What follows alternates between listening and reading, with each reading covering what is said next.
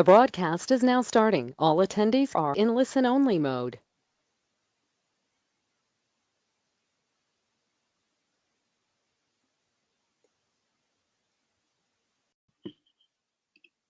Perfect. So go ahead whenever you want.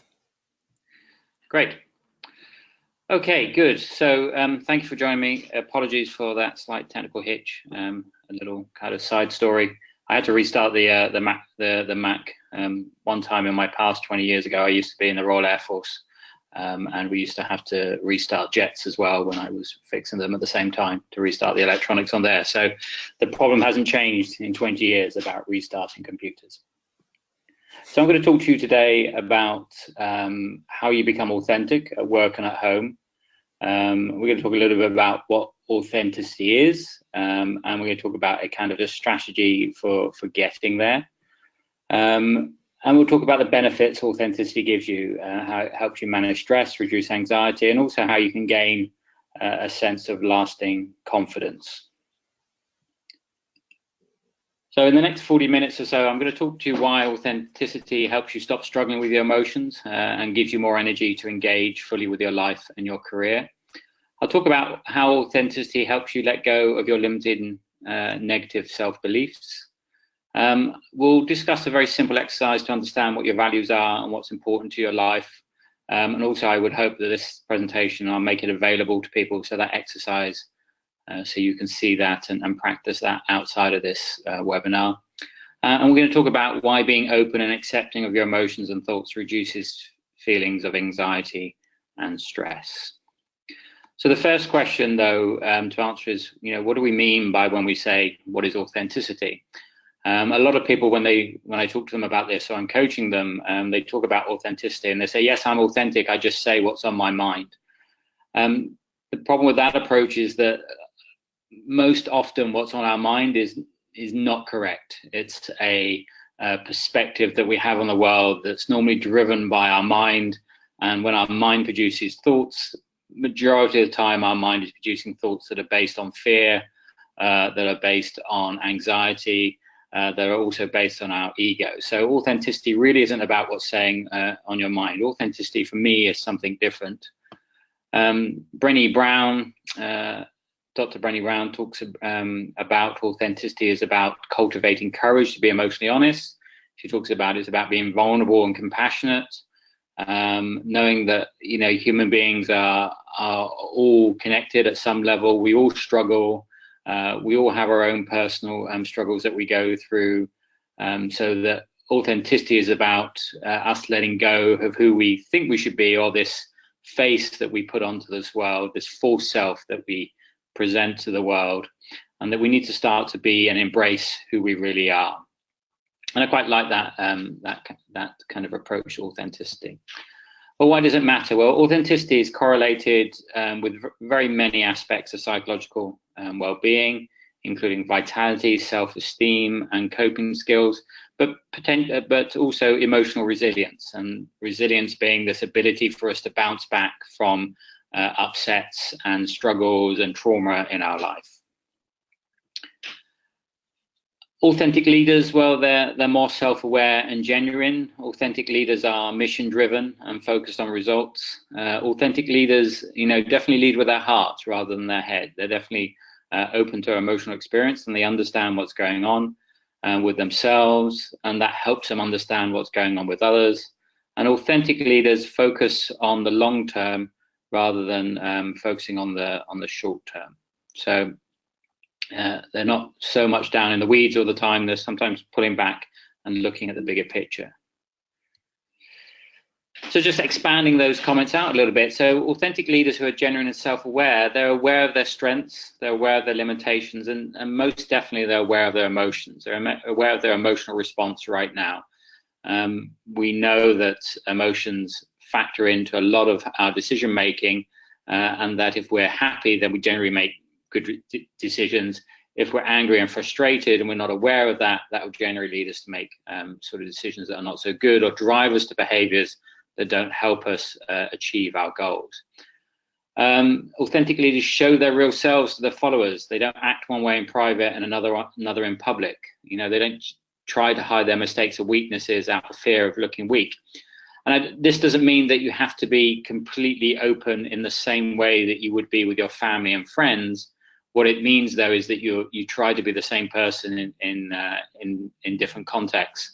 So we can always be open emotionally to people, but we can boundary that somehow. So, I'm more emotionally open to my partner than I am, say, to my work colleagues, but I'm still open emotionally, and my boundaries are different. So it just depends on how I want to show that emotion, but I always make sure that I'm emotionally open to my colleagues as well. And authentic leaders realize that self-actualization is actually an endless journey. It's something that we're always moving towards. It's not something we can achieve. We'll never get there, but it's a path for us to walk. Authentic leaders are mission driven and focus on the results. So they're able to put the mission and the goals of the organization ahead of their own self-interest. And they do the job in pursuit of results and not for their own power, money, or ego. It would be nice if a lot of our leaders in the world at political level were trying out that approach. They lead with their heart, not just their mind. So they're not afraid to show their emotions again, their vulnerability, and they connect with their employees. This does not mean that they're soft. Authenticity doesn't mean that you're soft. It just means that you're able to recognize your emotions in yourself and show them without fear. And communicating in a direct manner is critical to successful outcomes, but it's done with empathy, because directness without empathy is really cruelty. So whenever we're trying to communicate something, we always have to try and communicate with a sense of empathy. To give you an example of this, somebody I coached had to let somebody go at work. They had to fire somebody, and was coaching them through that process. And even though being direct, you can also deliver that message in a way that's empathic and compassionate to somebody. You don't have to be cruel and harsh when you deliver messages. Authentic leaders focus on the long term, so they're focused on long-term value, not just beating quarterly results or quarterly estimates or what's going on this today. And authentic leaders are there to kind of nurture people and nurture individuals, to require, if your company and organization requires hard work and patience, it pays off over the long term to have this approach. It's a long-term strategy rather than a short-term win. So I'm going to talk to you about the 5 key shifts that I think you need to make to become an authentic leader, and also to have more authenticity in your life at work and at home, and also just so that you can increase your emotional resilience. So once you made these 5 shifts, you're going to have knowledge of how to gain control of your life for the rest of your life.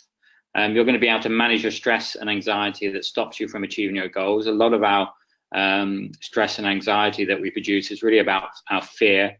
And once we manage that and look at it a different way, then we can move towards our goals with a lot less resistance. And once you sort of make these shifts, you can overcome your limiting self-beliefs. And you'll move to becoming more confident and comfortable with who you are. And you'll no longer need the approval of others. I'm still working on that one, by the way. You do gain real happiness and fulfillment from your life. You'll become more motivated and focused. I know from my experience of implementing these shifts, but also implementing acceptance and commitment training, which is my method, that you do start to become more motivated, focused. You do have more improved relationships with people around you. You feel more relaxed and calm. You're able to respond rather than react when you're faced with a difficult or challenging situation. You stop kind of agonizing over decisions, and you know what choice you need to make. And you develop a sense of true purpose and direction in your life, and you end up doing more things that give you vitality and more things that you love. So let me just tell you a little bit about me now. So I'm a behavioral coach. I work with a method called acceptance and commitment training, and I'll talk about that in a minute. But it helps you uncover your emotional roadblocks so that you can move towards becoming the person that you want to be and become more authentic. I've had a career spanned across engineering most of my life, and then I worked in Brussels doing research and development bids under FP7 and also Horizon 2020 a little bit. And I've worked in managing government associations, research agencies, universities. I've worked in the big projects, that have been funded across different domains, from IT to energy and some biochemistry ones as well. I've even tried and failed at my own technology startup, which I won funding for in the UK. So now I teach these strategies and techniques when I get people to sort of move their life forward and get unstuck. And they're quite powerful. It's an evidence-based approach. So acceptance and commitment training has something like 20 odd years of peer-reviewed evidence behind it, and now nearly over 200 randomized control studies that prove its effectiveness.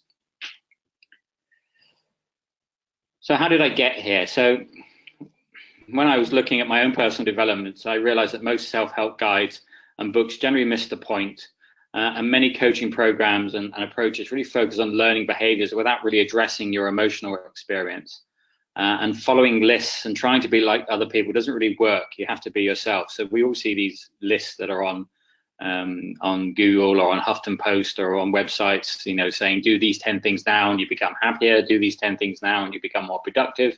And they're all great, and some of those things may work for you, but you really need to find the things that work for you yourself. So it really is about experiencing ways, different approaches of approaching life, different ways of looking at your experience, and also understanding your emotional reactions to different approaches so that you can then work out what works best for you.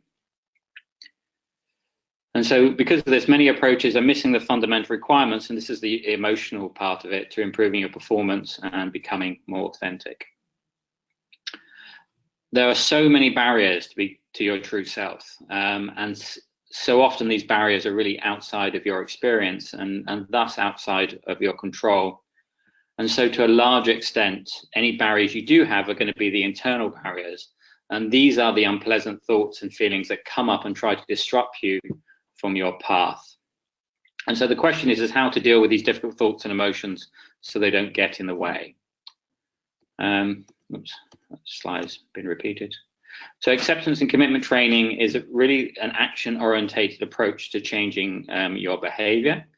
And through acceptance and commitment training, you learn to stop avoiding, denying, and struggling with your inner emotions. And instead, you accept these deeper feelings or appropriate responses to certain situations. And these should not prevent you from moving forward in your life. And acceptance and commitment training really just works on the basic concept of accepting our current experience, accepting our emotional reactions to things, and then committing to making changes that make our life better and move us towards the direction that we want to be.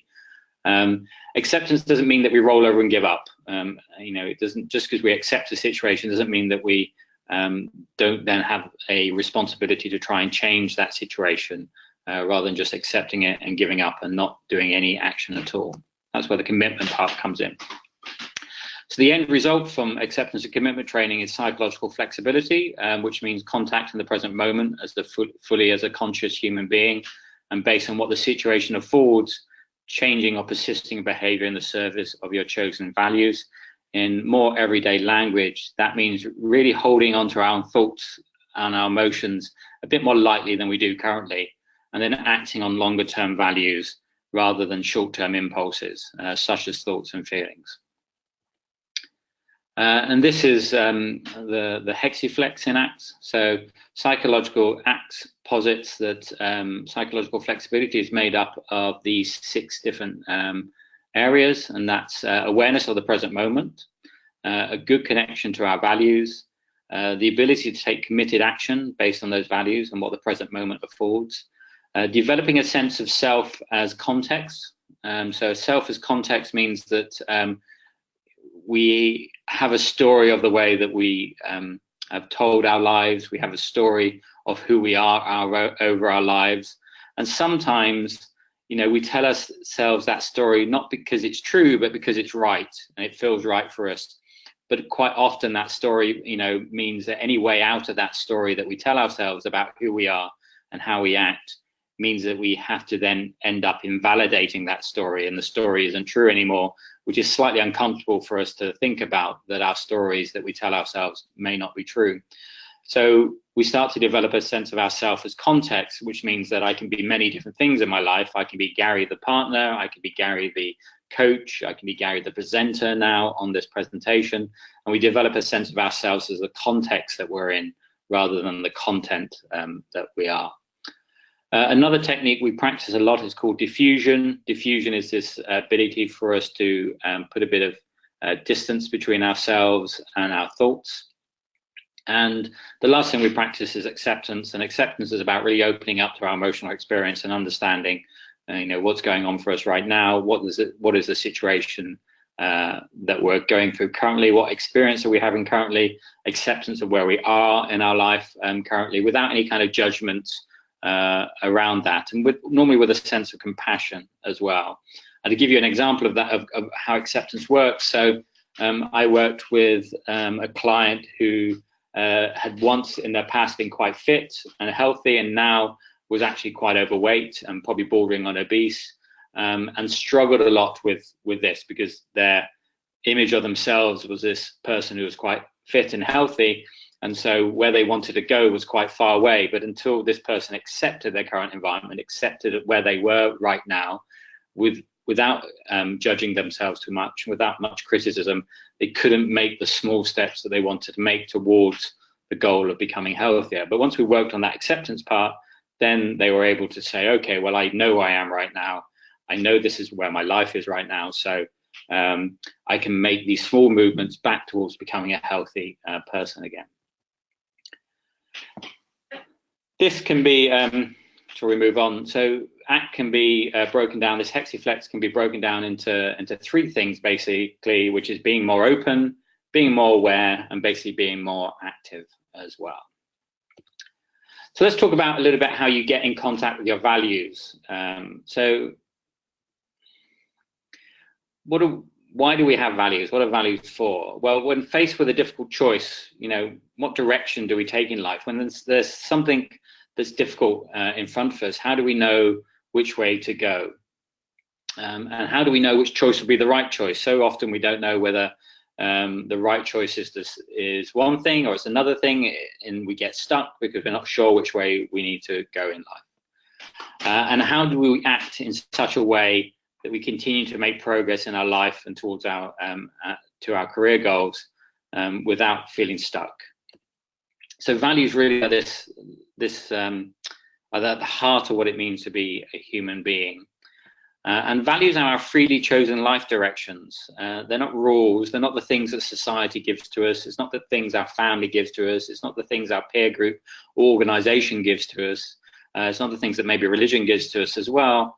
It's really as a freely chosen life choice that act as our compass, so that we can act as in an authentic way to ourselves. And that's really, for me, what authenticity is. It's about acting in line with my values. And as long as I know I'm acting in line with my values, then I'm being an authentic person. And so when we act on our values, we really demonstrate what's important to us, and our actions then start to have a quality of purpose, and we naturally start to feel a little bit more invigorated about our life. So living from a place of authenticity involves being rooted in our deepest beliefs and values, and living a life that's a true reflection of them. And it's about being true to yourself through your thoughts, words, and actions. This concept of integrity. It means being willing to sacrifice relationships, situations, or circumstances that violates our truth.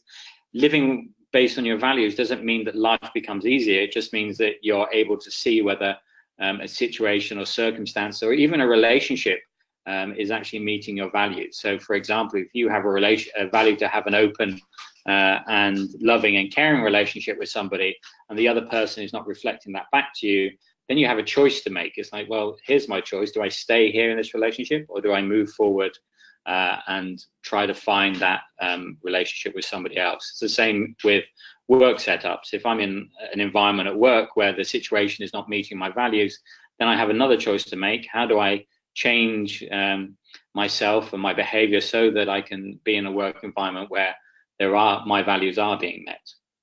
But the simple truth is, you can't live your truth and your values and make everybody happy at the same time.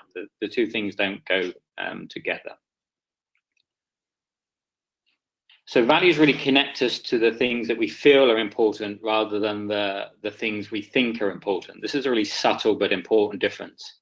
And it really is the thing that, you think about yourself. When you think about your ideal self and the person that you want to be, the values are the things that really give you that sinking feeling in your chest sometimes when you think about being that person, and think about the struggle you have sometimes with being that person. So if your value is to be honest, we all know times when we haven't quite been honest as well. And when we think about those times, we feel bad about ourselves and guilt comes up. And that's really telling us that, we have a value here and we're not really living that value sometimes.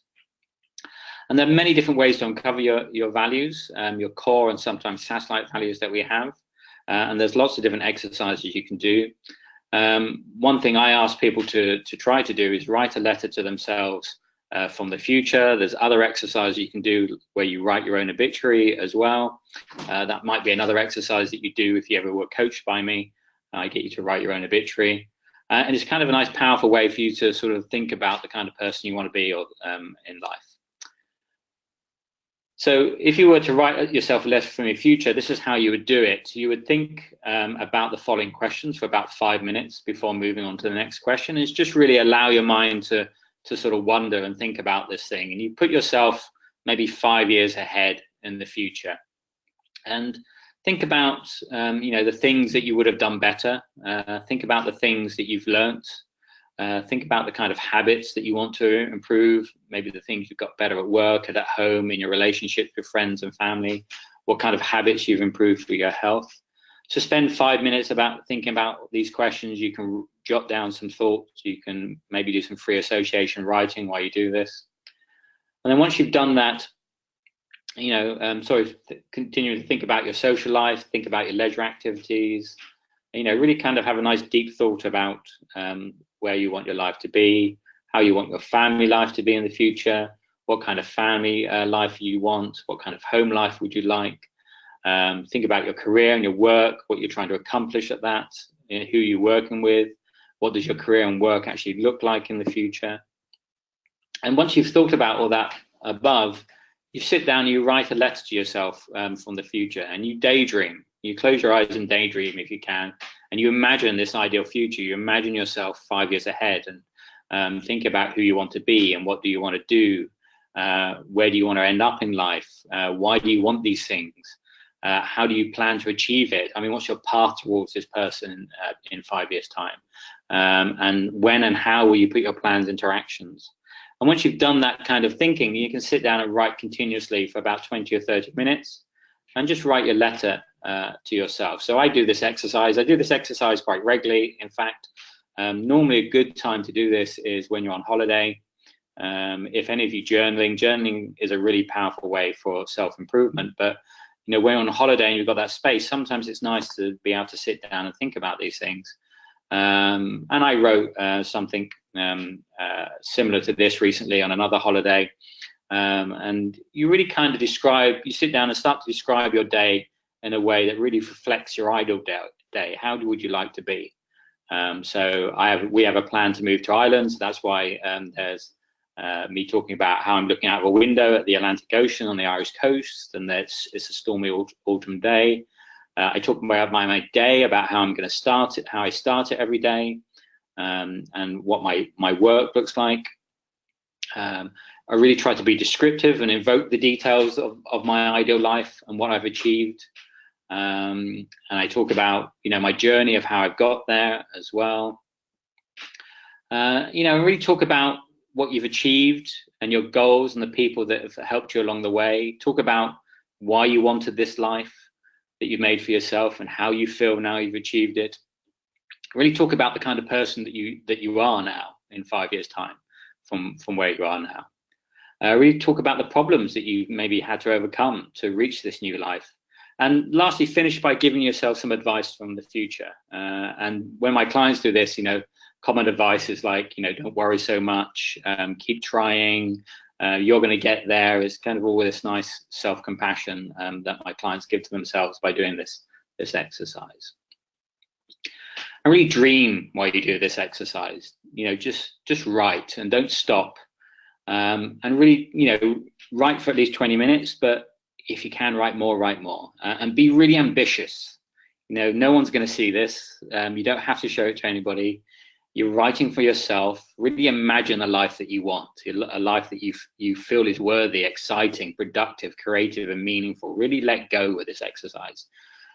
Choose goals that you want to pursue for your own private reasons, not because someone else thinks that it's these goals are important.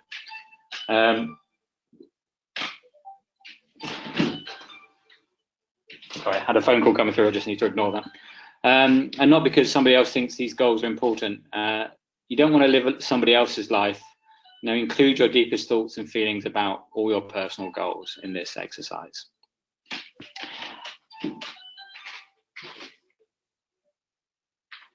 The next shift you need to make is really become more open to your emotions and your thoughts. And it's easy saying this, but it's quite difficult to do. So becoming more open is really about not sort of engaging in positive thinking or change your thinking. There's this kind of shift that we see to positive psychology or positive thinking. And in reality, trying to hold on to positive thoughts, hold on to an emotional experience is where we kind of fall down with ourselves, and trying to change our thoughts. You know, we don't have to feel happy or feel confident to get what we want. In fact, confidence is not a feeling. It's actually a result. It's a result of doing something time and time and time again. I've done probably, I would say, nearly thousands, if not hundreds, if not 1,000 webinars in my life now. I've done quite a few presentations at conferences. I've stood up in front of a lot of people. And even though I still get a bit of nerves before I start a presentation like this, or I get up in front of an audience, I've done it so often now that I'm quite confident doing it. And that's what confidence really is. Confidence is really just a process of doing something and getting through that process, that experience, and doing it again and doing it again and doing it again. It's really as a result of something. It's not a requirement to start something. Because the reality is that most emotions or thoughts are automatic and really can appear without any conscious effort. You can wake up and feel anxious and not really know why you feel anxious. This is because your unconscious mind is on all the time and it's processing things, and it could feel anxious for something that somebody said yesterday and you don't even know that's made your unconscious mind feel anxious itself. And we're going to try another quick exercise here. I just want you to think about something that's challenging in your life right now. It may be a work situation. It may be that you have to go give a presentation. It might mean that you need to go talk to somebody difficult. It might be in your private life. It might be a challenge you've taken on. Maybe you challenge yourself to do a fitness event, or to lose weight, to become healthier, to give up alcohol. I recently gave up alcohol 6 months ago. So that's been a challenge as well. So just want to think about a challenging situation in your life right now. Spend a couple of moments thinking about that.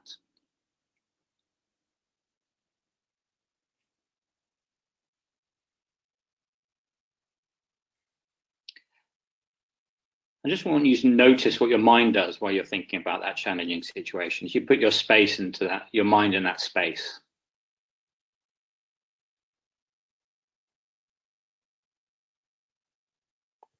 Now, if you're anything like me, you're going to have all these thoughts come up. I don't have enough time. I don't feel confident. I'm not good enough. What if I fail? I feel anxious. And these are appropriate responses to us feeling challenged in our life. These are appropriate ways that our mind goes to something when we feel challenged or under stress, because basically our mind's trying to keep us safe from harm. Is that, you know, every time we move towards this challenging situation, our mind wants us to move away from it, because there's uncomfortable thoughts and feelings come up. So our mind's going to generate thoughts that are going to try and move us away from this event. You know, if I'm thinking about giving a presentation at work, and it's a really important presentation, and there's lots of people in the room, I'm going to have, and sometimes I feel not comfortable about doing this. I'm going to have a lot of thoughts come up about this presentation, especially if it's something where maybe a promotion hangs on it, or I need to really convince my audience or my argument. I'm going to have a lot of thoughts that are going to come up. They're going to try and sway me from not giving this presentation, because our mind's really just trying to keep us safe from these uncomfortable thoughts and feelings. And this is where we have to move towards acceptance rather than resisting those emotions. So often these emotions come up, these anxieties, and we try to resist them, we try to move away from them. But we really have a full catalogue of emotions available to us at all times. And some emotions make us feel good, while some other emotions make us feel not so good. And we really have different states that we can experience, but there's really only two states that we can be in. We can be in acceptance or we can be in resistance. So we can be accepting of our emotional experience right now before we get up to give that presentation. We can be accepting that I feel anxious, that I'm having all these uncomfortable thoughts, or we can try to resistance, and we have resistance by saying, I don't want to do this presentation, oh, it's terrible, it's too much for me. That's when we're in resistance. But if we can let go of that resistance, just move towards acceptance, then we naturally feel that we feel a little bit lighter, a little bit more in control and less anxious. So a state of acceptance really is everything that makes us feel good, while a state of resistance is everything that makes us feel bad. And the key understanding is your current state of being is always expanding and creating your experience of reality. So if you're in a state of resistance, you're always, and you stay in that state of resistance, you're always going to stay in a state of resistance, and it's just going to get worse and worse and worse and expand. So the more we take ourselves back to a state of acceptance, that allows us to expand in acceptance. And the more we try to accept things, the bigger that expansion gets. And we start by just accepting the really small things in our life. If we can just accept the small inconveniences that we have no control over, like you're in traffic sometimes and the traffic's busy and we feel ourselves getting frustrated, we start to practice small acceptance. And then over time, we can build that up and start to really accept our emotional experience of some of the big things in our life. Because the truth is that the short-term result of any challenging task is unpleasant thoughts and feelings. But if we make it a priority to avoid unpleasant thoughts and feelings, we're never going to get what we want from life. And we need to let go of this struggle and accept the unpleasant thoughts and emotions that come with life, because we can't achieve anything meaningful without the fear of failure. We can't change for the better without worrying about changing for the worse. And we really can't become who we want to be in life without losing who we are now. And that's a key one, is that I see a lot in coaching people, is there's a fear of losing the person that we are now. If I become this person, I'm not going to be the person I am now. And there's a fear of losing that person, because who you are now, you feel quite comfortable with, and your mind doesn't want you to allow you to change, because it knows that change is difficult and there's going to be resistance and there's going to be some difficult emotions around that. The next shift is about becoming more aware. So becoming more aware is really about understanding that we go through our day lost in a haze of our own thoughts, and we spend a lot of time traveling back to the past to relive old regrets and past successes, or we're rushing forward to the future to worry about what could happen or to daydream about what could be. And while we're doing this, we're really missing out what life has to offer in the present moment. Because in the present moment,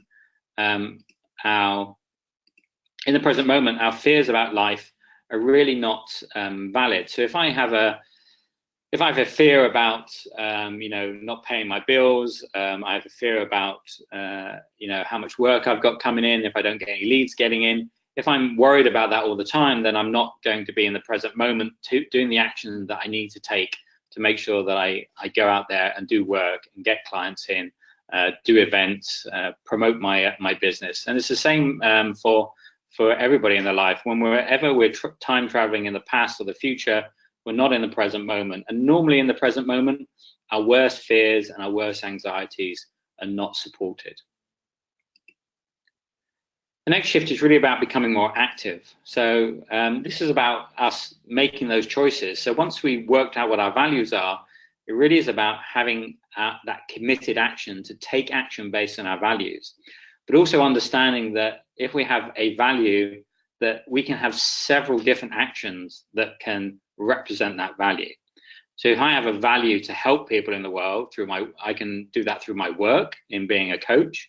I can help people when I'm outside in society. If I'm walking down the road and I see somebody struggling, maybe they're lost, I can go over and ask them, hey, you look lost, can I help you out today? I can help people, I can hold open doors for people, I can pick up things when people drop things, I can help my family and friends there's lots of different ways I can represent my value of helping in the world. It's not just one action that allows me to represent that value of helpfulness. So whatever value you're trying to move towards, there's lots of different actions that you can go down that path. So when we're faced with that choice point, when we're faced with, right, what do I need to do in this situation, we can check in with our values and say, well, what is the value choice that I need to move towards? And knowing that if a value choice is down there on the left, there is probably going to be some difficult thoughts and emotions that I'm going to have to go through to get to that value choice. Going down on the right where there's no difficult thoughts and emotions, where I can avoid my emotional experience, then I can go down the right. I'm probably going to end up at this choice point again, and I'm going to feel stuck. So every time that we need to make a choice, a difficult choice, we need to connect with our values. We need to be aware of what's going on in our body. We need to take that step back, have a bigger picture type approach, and think to ourselves, right, what is my value choice? Where do I need to go now? And normally it's the choice that you know that you're going to have a little bit of anxiety about. But this means that, when we're stuck in life, when we have that chasm to jump over, when we're moving towards the things that we want in life, rather than having a goal-focused life now, rather than I need to achieve something.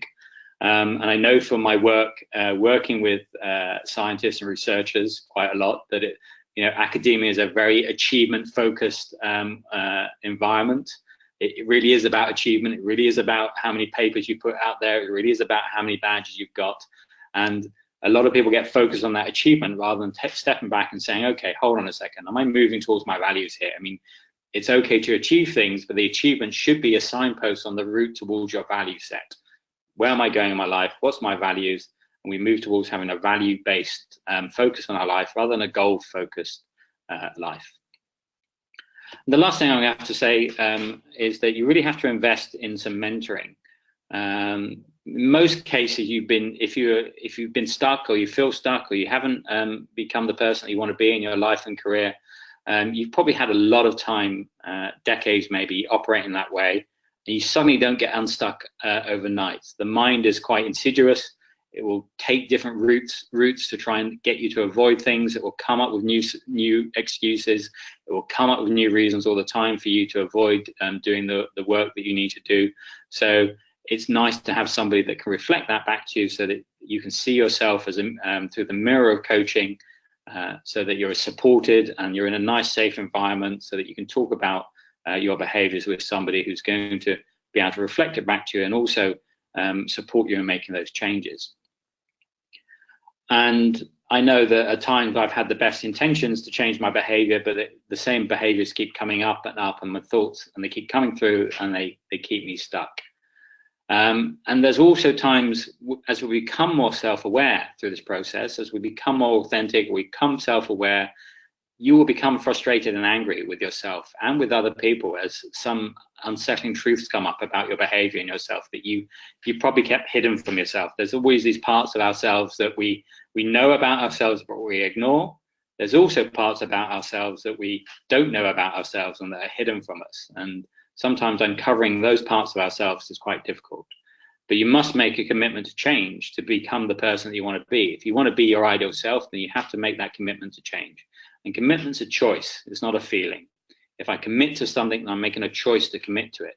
Also realizing that if I commit to something, I can also make a choice not to commit at the same time. If something becomes difficult, I can say, okay, it's difficult right now. I can slow things down.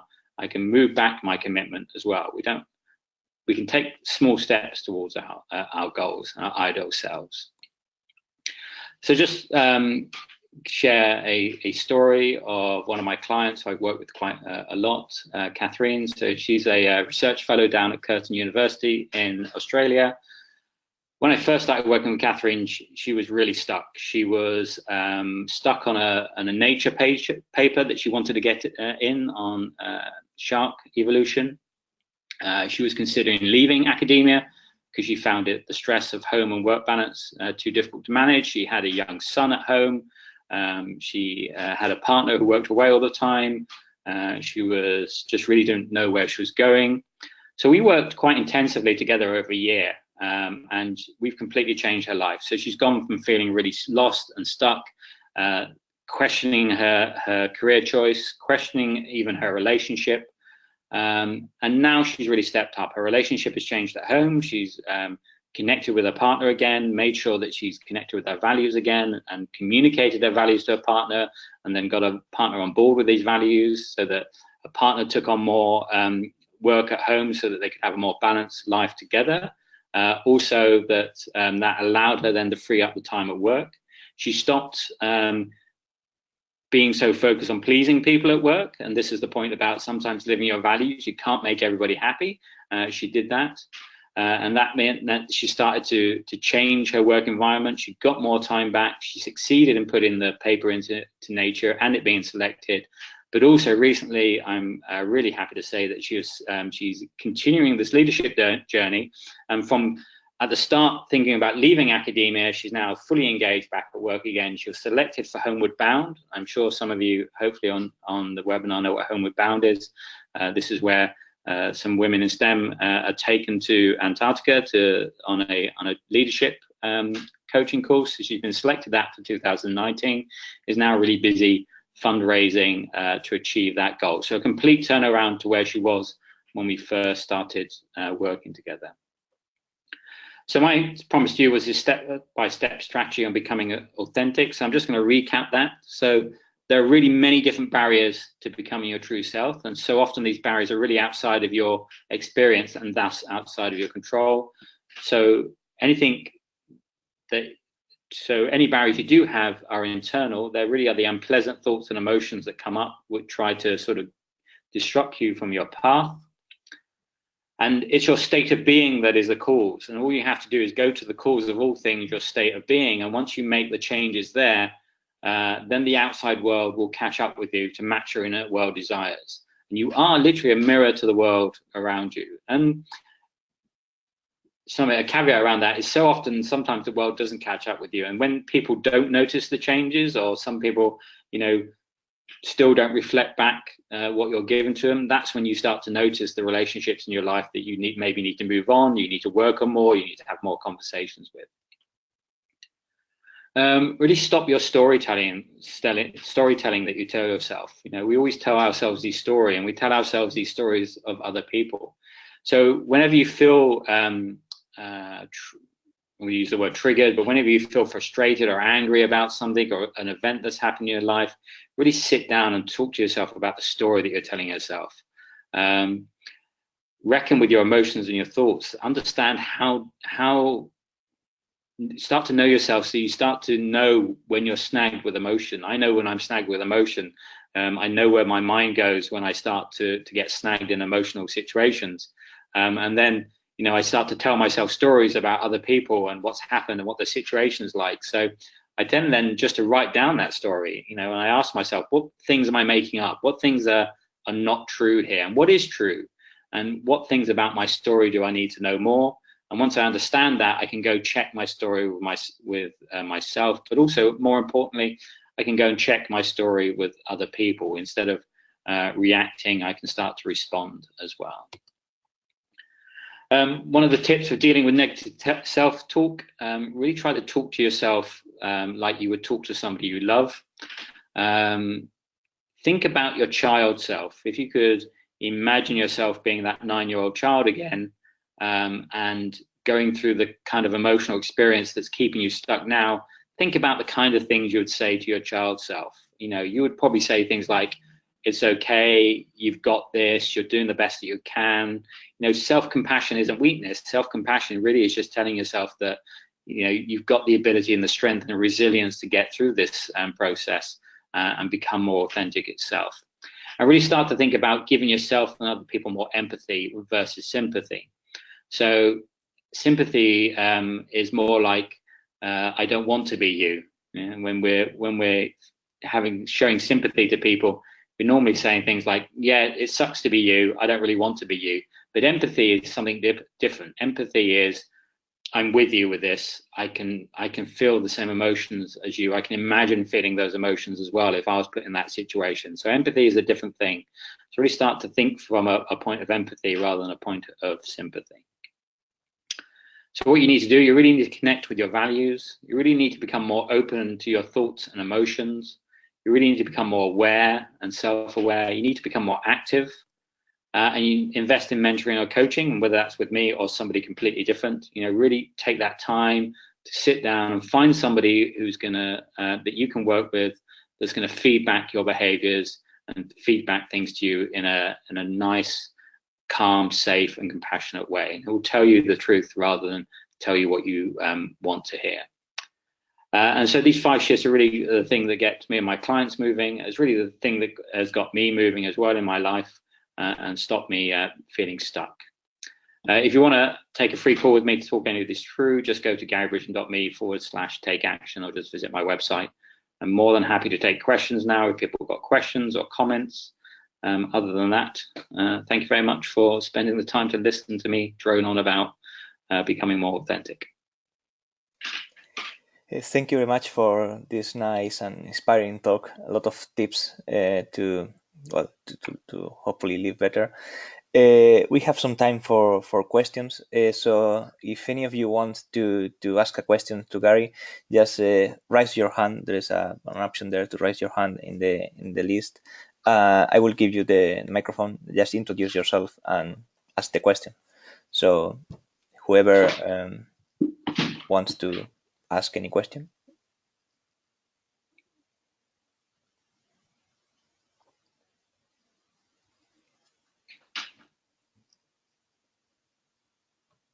If no one, I have a question myself, actually.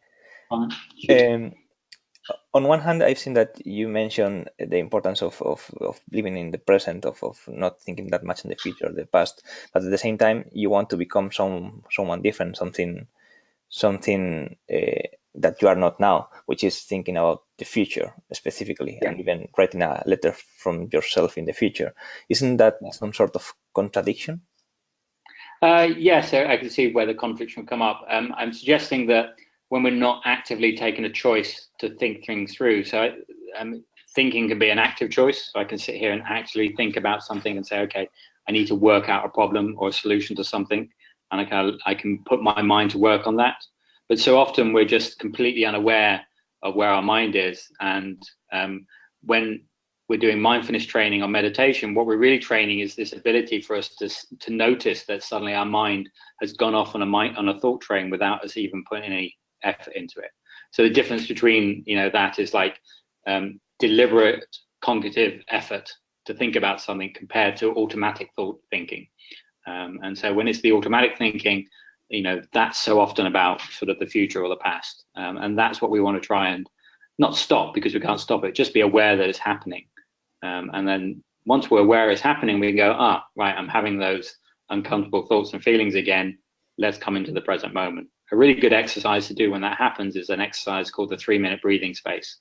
And if you just type in 3-minute breathing space in Google, you'll get lots of links to that exercise. It's kind of a staple of mindfulness and meditation practices, just to allow yourself to come into the present moment. But the difference is that, what's a deliberate effort compared to what's an automatic thought. Okay. Well, to answer one of the questions, this has been recorded, and it will be available for everyone to watch it afterwards. So Desiree is asking for the list with the 5 shifts again, I guess, to review it. But the whole presentation will be available with all the tips and all the comments. So so you don't need to worry about that. Any more questions?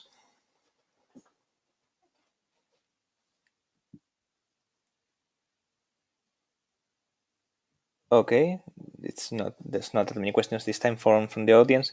I have yet another question myself. Maybe I will need to book a mentoring session. No worries. What will be there's a lot of tips here on how to move forward, but what will be the first step? Because it looks easy, let's say, on a piece of paper, but I guess that starting the process is the hard part.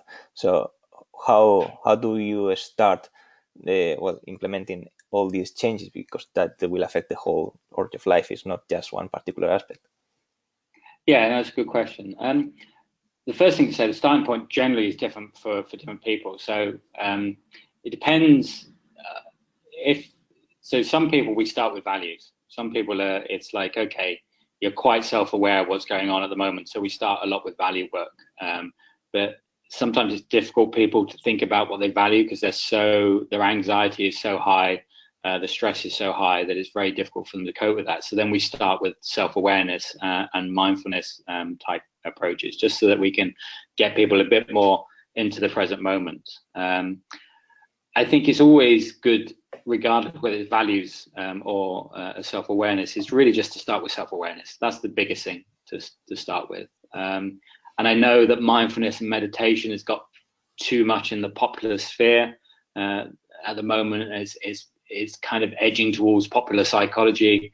But if it's implemented well, if you have somebody to feedback to you at the same time, and you're doing good structured approaches to mindfulness and meditation, then it really is a benefit for you to practice, increasing your self-awareness. And self-awareness starts with not just doing a formal meditation practice. You can do things like journaling, just getting up and journaling every day about what's going on in your mind, where you want your life to go, what you're struggling with, just writing it down. That also helps with diffusion of just putting a bit of space between yourself and your thoughts and your experience. So I would always recommend to start at that stage. And once you've got some time, spend some time doing that, then you can work onto values. But it's not a quick, although you can change your perspective quite quickly using acceptance and commitment training.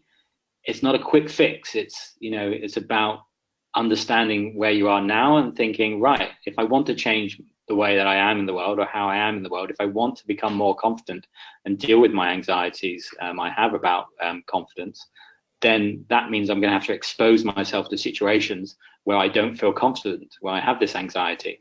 So, and you only do that by doing small steps. You can't suddenly get to your goal. You've got to just break it down and work on the small stuff first. And that takes time. So you can be taught quite quickly how to get psychological flexibility, and you'll see changes quite quickly. But implementing that, changing who you are and the way you represent yourself in the world can take anywhere between 12 to 18 months for you to be really settled in a new version of yourself.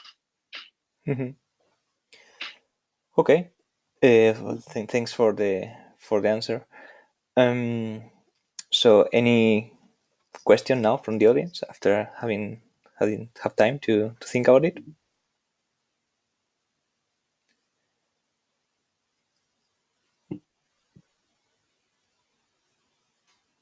Okay, so well, I could continue asking questions, but I think that it might be worth stopping here. Maybe if no one else has any question for Gary. I would like to thank you again for accepting joining us and giving this webinar. I'm sure that even though they don't seem to have there doesn't seem to have so many questions, I'm sure that they will be, all the tips that you have given will be very helpful and to guide to guide people into taking a new direction in life. Maybe to wrap up, just will be how this can be applied, in particular, considering that we are in the Women Equity Committee, to women specifically, that they might want to achieve something in life and the limitation is not in their own power to change, it's somewhere else, society, or barriers that are imposed by tradition or simply unconscious bias in society. How to beat that? Yeah, it's an interesting question, isn't it, and perspective. I find mostly with my work, and the majority of my work is with women and women in STEM. Is that they're faced with these double blinds that if you need to speak up, but if you speak up, you're seen as more aggressive. And the point really is that we can't change that outside world at all. In some ways, like we can't overnight change society to be more equal, but we can change the way that it affects us inside. So that we can, if we are angry about a situation, say when there's definitely bias and we can see the bias, instead of allowing that situation to continue, we can accept the anger And sometimes that anger, I know in some of my clients, that anger has taken them away from standing up and confronting it and saying, well, hold on a second, this is not right. There's a gender bias going on, or there's blatant sexism going on here. And I had a client like that who was, she was asked to go serve all the men at the board meeting, and she's a board member, to serve them all at lunch. And that situation is quite unacceptable. And in the past, she would have just, acquiesced to that because there were fears about my job, not, looking too aggressive and assertive. All these fears would come up, but it was important to her to say, no, this isn't right. This is my value. Gender equality is my value. So I'm going to stand up and represent that now. And the next time she did it, she stood up and said, no, I don't think that's right. We have other people here that can go and serve. Everybody can go get their own coffee. She stood up for her values at that point, and the result of that was that the person backed down and didn't really see how their behavior was sexist. And once it was pointed out to them, apologized, and it didn't happen again. So we can't change the outside world. We can change our inner experience, and then once we change our reaction, our perspective on that, then we can say, okay, I can start to take action to represent my value in the world, and by taking action, other people's behaviors may change against that. So that's that point about being a mirror, to the world as well. Again, Catherine was in a relationship where a partner didn't pick up a lot of the home life and work life because he didn't think that he should do, and she felt that she was risking her relationship if she stood up and said something about that. But she stood up and said something about it, and they talked about it, and they communicated, and because of that, the situation got better. That's not saying that sometimes you stand up about this and the situation may degrade, but then that tells you something. It's like, well, okay, if I'm in an organization that treats me this way, do I need to stay in this organization? Do I need to do other things? Do I need to make this official? Do I need to take complaints to people? It really starts to empower you. This approach in life. It really starts to represent your values and having the power to represent your values. And then you understand that other people's emotional reactions are not theirs, they're not yours, they're their responsibility. Then you start to really change the way that your life works. Hope that made sense. Yeah, perfect sense. Well, I think that's all for today. Again, thank you very much, Gary, for the nice talk and being so kind to participate. Thank you very much to the audience for joining us.